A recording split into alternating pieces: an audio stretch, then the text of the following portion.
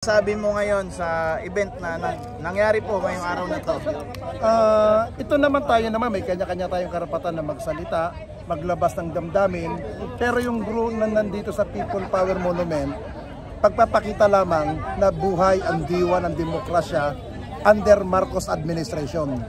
Na hinahayaan niya na magsalita ang bawat panig, pabor ka man o negative, yan ay pagpapakita na tunay na demokrasya sa ating bansa.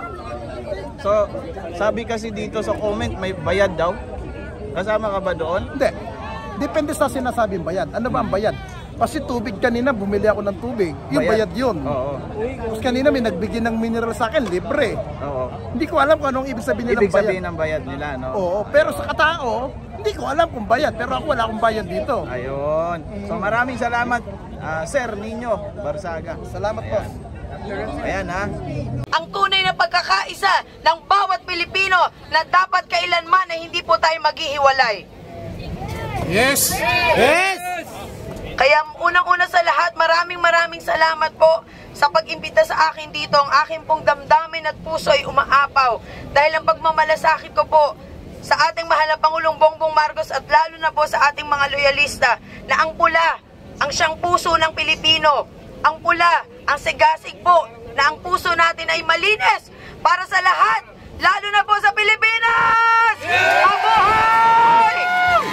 Maraming salamat po! O, palagpakan po natin si Miss Mara Tumundong ng Manila! Okay! Sige po, ngayon po ay tatawagin naman po natin ang representative ng mga kabataan. Ang mayor natin yan sa Maynila, mga kababayan, na Mara Tumundong. Ng kanilang leader na si isang dugong loyalista yan. Rans. Tabi-tabi. Okay, PBM Youth. Pwede ba tawagin natin? At palakpakan po natin. Magandang araw po sa ating mga civil society group. Kami po ay grupo ng mga kabataan at may panawagan kami para sa ating mga kababayan. Mga minamahal naming kababayan, kaming mga kabataan at mga scholar ng bayan ay lubos na nababahala sa pangyayaring destabilisasyon laban sa ating gobyerno. The democratically elected Philippine government today is facing a big problem, tulad ng panawagang kudita at paid rallies na nagrarayong pabagsakin ang gobyerno para sa pansariling interes ng iilan. Maraming disinformation at fake news na lumalabas sa TikTok at Facebook na nagkakalat ng kasinungalingan laban sa pamahalaan. Maraming trolls na umaatake at nagkakalat ng division para linangin at iligaw ang ating pagka-Pilipino. We are very worried about this development. That's why lumabas po kami dito sa EDSA at nagkaisa sa mobilisasyong ito para sa ating bayan. Bawat kabataan ay may pangarap na gumanda ang ating buhay at mamuhay tayo ng payapa. Gaganda ba ang ating buhay kung patuloy nilang sisirain ang gobyerno? Tataas ba ang pondo sa edukasyon at state universities and colleges if they will continue to destabilize this government? Anong sasabihin ng international community? Magulo, watak-watak at walang pagkakaisa ang mga Pilipino. Saan tayo kukuha ng investors at revenues kung patuloy nilang babalahurain, sisiraan at pagtataksilan ang bayang Pilipinas? Lahat po tayo ay mapapahamak. I will quote this statement from the President. It is okay to disagree, but don't let your hate overcome your humanity. Reasonable ba na mag-people power para sa isang politiko? Sirain ang demokratikong institusyon at labagin ang batas. Reasonable ba na mapahamak ang ating bayan dahil lang sa makasariling interes para makabalik sila sa kapangyarihan? Kami mga kabataan ay nananawagan na magkaisa po tayong lahat. Tulungan natin ang gobyernong kumakayod ang ginagawa para ang lahat sa bayan. Our democracy under President Marcos is functioning very well. There is no need for extra constitutional change or another people power revolution. Matatag at efficient ang ating democracy.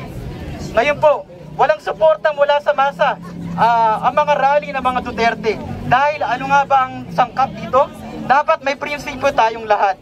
Kaya paalala lang sa ating mga kababayan na nagrarally para pabagsakin ang gobyerno. Freedom is not absolute. Hindi ito only.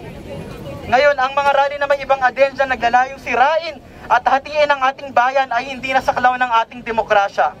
Para sa mga destabilizer o nanggugulo, huwag kayong maging panatiko, huwag magpagamit at huwag sirain ang demokrasya.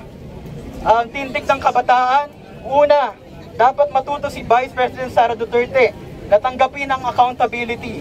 Dapat niyang respetuhin ang mekanismo ng ating demokrasya at galangin ang Legislative Department o Kongreso na ginagawa lamang ang mandato nito mula sa 1987 Constitution.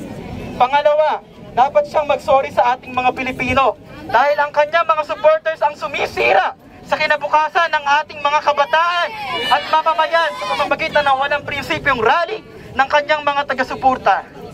Ngayon, tuloy pa rin ang walang kwenta, palpak at walang prinsipyong rally ng mga Duterte supporters na maaaring makaapekto sa ating ekonomiya at pagdaksa ng investor sa ating bayan.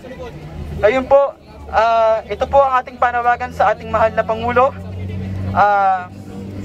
Ngayon po, kay President Marcos, salamat Mr. President sa pagtutok sa welfare ng mga kabataan, sa mga bagong batas and policies na inyong pinirmahan as President sa pagtutulungan ng Executive at Legislative Department.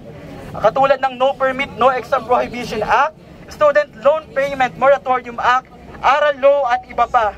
Salamat sa pagban ng POGO at pagtindig ng gobyerno laban sa agresyon ng China sa West Philippine Sea. Atin ang West Philippine Sea! Atin ang West Philippine Sea!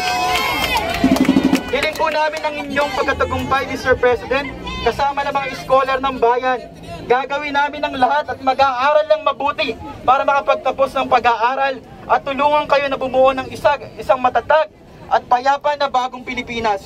Ang pagkatagumpay ng isang bansa ay magsisimula sa ating mga kabataan. Ang tagumpay ng Marcos Administration ay tagumpay ng ating Republika. Tama ho ba? Ang tagumpay ng gobyerno ay tagumpay nating lahat. At higit sa lahat ay paglingkuran natin ang sambayanan at gawin ang ating mga bahagi upang makamit natin ang hustisyang panlipunan.